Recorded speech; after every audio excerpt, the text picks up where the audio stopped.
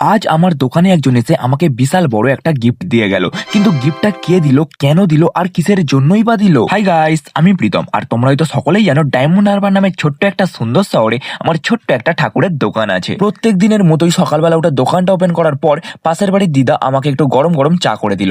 আমিও দিদাকে কফি বানিয়ে খাওয়াই, আর দিদাও আমাকে দিদা রাতের ভালো ভালো খাবারগুলো করে খাওয়াই। আর এই নিয়ে দুদিন হচ্ছে মাও ঘরে নেই, তাই খাওয়া দাওয়া একদমই ঠিকঠাক হচ্ছে না। তারপর চা বিস্কুট খাওয়ার পর সকালবেলা আমাকে এসে একজন এই গিফটটা দিয়ে গেল।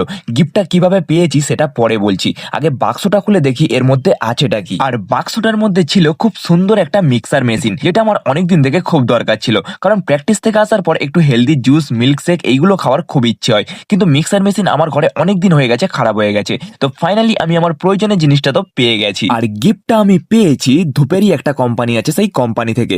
দুর্গাপুজোর আগে থেকে একটা ফেস্টিভ্যাল ধামাকা চলছিল, আর সেই ফেস্টিভ্যাল ধামাকায় কিছু গিফট অফার থাকে, যেমন তুমি এত টাকার ধূপ কিনলে এই গিফটটা পাবে। তো আমরাও সেরকম একটা অ্যামাউন্টের ধূপ কিনেছিলাম, আর আমরা এই মিক্সার মেশিনটা পেয়েছি। আর আজ দুপুর বেলাতেই দোকান বন্ধ করে দিয়েছিলাম, কারণ আজ মামাদের নতুন ঘরে ছাদ পড়ছে, সেই জন্য মামাদের নতুন ঘরের ওখানেই খাওয়া দাওয়া আছে। তাই ভাই আমাকে দুপুরবেলা আনতে এসেছিল, আর আমি দোকান বন্ধ করে দিয়ে রেডি হয়ে আমি আর ভাই যাচ্ছিলাম মামাদের নতুন ঘরের দিকে। আর রাস্তায় যেতে যেতে ইয়া বড় একটা বাঘও দেখলাম।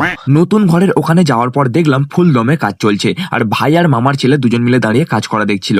আর আমি চারিপাশটা ঘুরে ঘুরে দেখছিলাম আর ভাবছিলাম যে আমারও একদিন এরকম নিজের অট্টালিকা তৈরি হবে, আর আমিও দাঁড়িয়ে দাঁড়িয়ে কাজ করা দেখবো। ওখানে গিয়ে আমি বেশিক্ষণ ছিলাম না, কারণ আমাকে ঘরে গিয়ে আবার দোকান খুলতে হবে, তাই তাড়াতাড়ি খাওয়া দাওয়া করে বেরিয়ে পড়েছিলাম বাড়ির দিকে। আর আজকের মতো ভিডিওটা এখানেই শেষ করছি, দেখা হচ্ছে তোমাদের সাথে আবার পরের মিনি ব্লগে। Till then, by.